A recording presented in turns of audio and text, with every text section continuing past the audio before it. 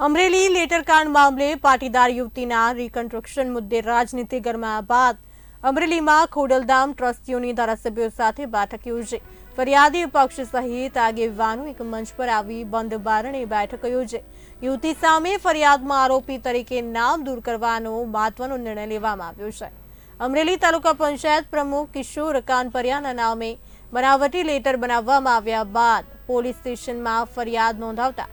ભાજપ કાર્યકર મનીષ વગાસિયા યુવતી પાયલ ગોટી સહિત 4 આરોપીની ધરપકડ કર્યા બાદ પોલીસ દ્વારા રિકન્સ્ટ્રક્શન કરવામાં આવ્યું હતું। ત્યારબાદ કોંગ્રેસ દ્વારા અને પાટીદાર સમાજના કેટલાક આગેવાનો દ્વારા યુવતીને સરઘસ કાઢવામાં આવ્યાના આક્ષેપ તથા સૌરાષ્ટ્રની રાજનીતિ ગરમાઈ હતી। આજે અમરેલીમાં ખોડલધામના ટ્રસ્ટી દિનેશ બાંભણિયા, मनोज पनारा, धारासभ्य रमेश तिलाड़ा सहित अलग अलग આગેવાનો પહોંચી અમરેલીના વિધાનસભા નાયબ દંડક કૌશિક વેકરિયા, ધારાસભ્ય મહેશ કસવાડા, સાંસદ ભરત સુતરિયા, ફરિયાદી કિશોર કાનપરિયા સહિત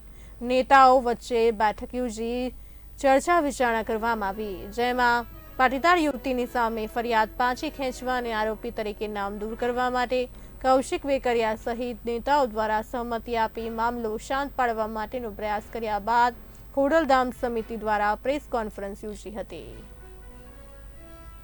ખોડલધામ ટ્રસ્ટના નેજા નીચે આજે મીટિંગ બોલાવવામાં આવી હતી અને નરેશભાઈની સૂચના મુજબ આ દીકરી વહેલામાં વહેલી કઈ રીતે છૂટી શકે એના માટેના પ્રયાસો થયા અને ફરિયાદી પક્ષેથી કોર્ટમાં એફિડેવિટ કરીને રજૂ કરવામાં આવે અને દીકરી માટે ફરિયાદમાંથી નામ કાઢવાની પ્રક્રિયા કરવા માટે અમે અત્યારે એસપીને મળ્યા છીએ અને એસપીએ નીચે વિભાગને સૂચના આપીને એના ફરિયાદીઓના નિવેદન લેવાની પ્રક્રિયા કરવાની બાંહેધરી આપી છે। આ સમગ્ર ઘટનાક્રમમાં પોલીસ, રાજકીય માણસો, સામાજિક જે આ પ્રશ્નો બન્યા છે તમામ લોકોનું નાનું મોટું ઇન્વોલ્વમેન્ટ હોઈ શકે, પરંતુ અત્યારે એક જ મુદ્દો છે દીકરીને બહાર લાવવી। જે પ્રકારે અમરેલીના ધારાસભ્ય કૌશિકભાઈ વેકરિયા અને એમને બદનામ કરતા એક પત્રના સંદર્ભમાં જે કેસ ઉપસ્થિત થયો, કાનૂની પ્રક્રિયા ઊભી થઈ, એમાં એક પટેલ સમાજની દીકરી એમનું પણ નામ હતું ને એને કારણે જે પ્રકારની સ્થિતિ 2 દિવસથી આપ પણ જાણો છો ઊભી થઈ છે। જે તે વખતે પણ 5 દિવસ પહેલા પણ કૌશિકભાઈએ દીકરીને ઝડપથી જામીન મળે એના માટેની સંમતિ પણ આપી હતી, પરંતુ કોઈ પણ પ્રકારે ગેરસમજના કારણે એ ન બની શક્યું। આજે સમાજના વરિષ્ઠ લોકો આજે અમરેલી મુકામે આવ્યા, રાજકોટથી, અમદાવાદથી, ગાંધીનગરથી ને અમરેલી સમાજના લોકો આવ્યા, કૌશિકભાઈની સાથે બેસી અને વાત કરીને દીકરીને કેવી રીતે ઝડપથી આ કાનૂની પ્રક્રિયામાંથી બહાર લાવી શકાય, એમને કેવી રીતે કાનૂની પ્રક્રિયાથી મદદ કરી શકાય એના માટે કૌશિકભાઈ સાથે પણ સમાજે ચર્ચા કરી। મેં પણ એ ચર્ચામાં ભાગ લીધો અને કૌશિકભાઈએ તમામ પ્રકારનો સહકાર આપવા માટે મોટું મન રાખી અને એક જ સેકન્ડની અંદર હા પાડી। ફરિયાદીના બયાનને આધારે દીકરીને ઝડપથી બહાર લાવવા માટેની પ્રક્રિયા શરૂ કરવામાં આવી છે અને હું એમ માનું છું કે આજના દિવસમાં જ બહેન છે એની ફરિયાદ પાછી ખેંચાય અને કાનૂની પ્રક્રિયાના આધારે દીકરીને બહાર લાવવા માટેના પ્રયાસો આજે જ સફળ થશે, પૂરા થશે અને આ વિવાદ છે હું એમ માનું છું કે એનો સુખદ અંત આવશે। આજે અમે દીકરી અને દીકરીના પરિવારોને મળવા માટે આવ્યા હતા, પણ એ જ દરમિયાન એક ખોડલધામની મીટિંગ બોલાવવામાં આવી ઇમરજન્સી, અને ખોડલધામની મીટિંગમાં ફરિયાદી જે છે એમને બોલાવવામાં આવ્યા,